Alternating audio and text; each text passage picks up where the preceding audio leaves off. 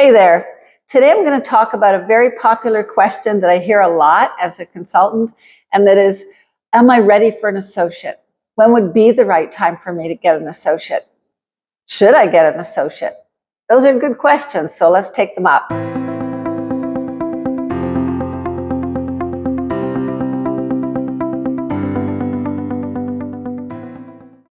Today's topic, as I mentioned, is should I get an associate?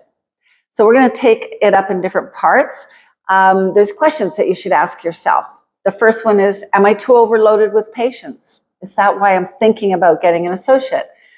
So that has many parts to it. Like, is your scheduling all being done perfectly, or is it being done kind of helter-skelter with gaps in your day and so on, where you've got wasted time that could be fine-tuned with some good efficiency tools?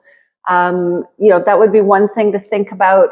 If you've got everything maxed and perfectly running and it couldn't be better, and you're booked out maybe 4 weeks or 6 weeks solidly, yes, time to think, past time to think about an associate probably at that point.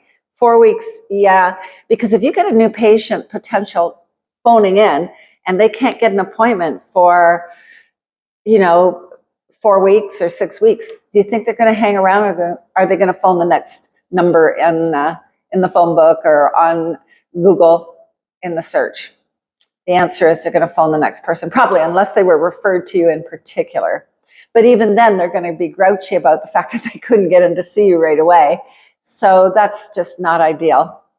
The next thing about that is, are you seeing the kind of patients you want? Do you want to kind of fine tune your practice a bit so you're seeing the kind of patients you like to see, and make your practice be a little thinner that way? You can always refer patients somewhere else if you don't feel you're making them happy, and you can tell them that I don't feel like we're making you happy. I'd like you to refer you to a different doctor. You can do that and sort of call out your practice to people that you like to treat, because don't forget, it's your practice and your goal to help people. And if somebody's rejecting you, and making you feel bad and your staff feel bad, then they're not a candidate for your practice and your wonderful help.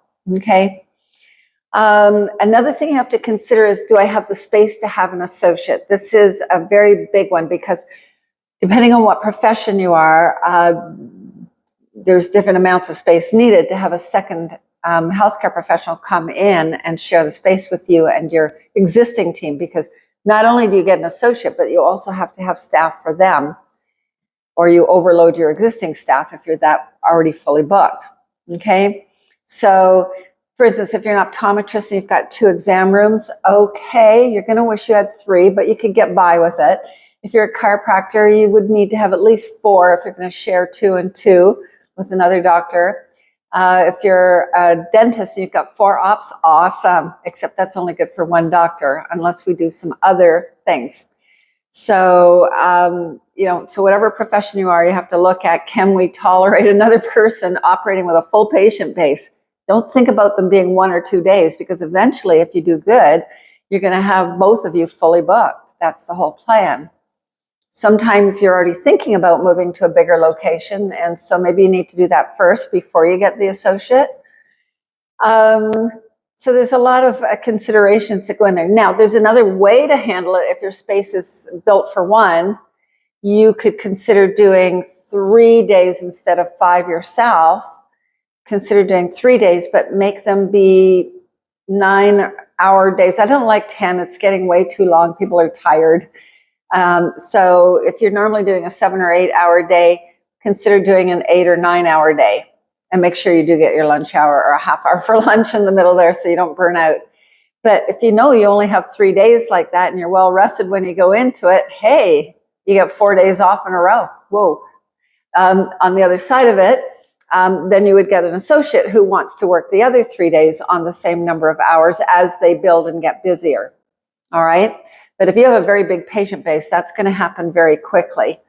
So those are things that you could think about. Another one that you should consider is your life-work balance the way you want it to be? And that's another reason to get an associate, to get you out of being overloaded with patients and feeling like you're on a treadmill, or you need rollerblades or whatever to get around. If you're starting to feel like that and you're starting to go, why did I ever become a whatever profession you are? Why did I ever do that in the first place?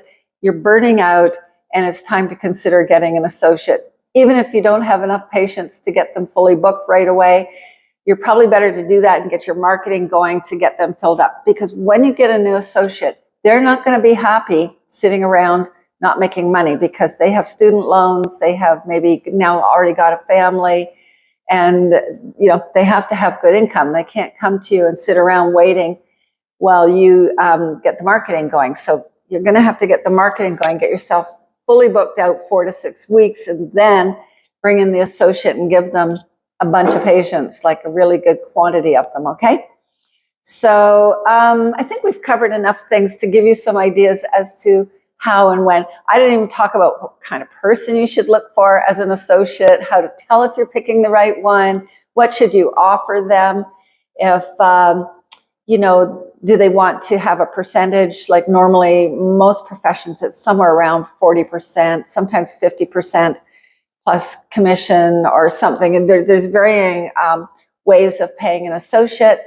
And you have to look at the books and balance. Are you going to take home enough to pay all the bills and give yourself a living when you have the associate there starting out? So in an ideal world, you have enough patients already to almost split the practice in half. That would be ideal. And then, of course, consider maybe looking for a new location with more space. So that was my little summary.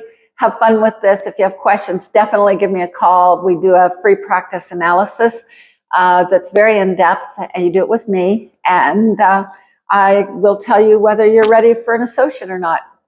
I can do this. I've done 6,000 of them, so call me soon. Bye.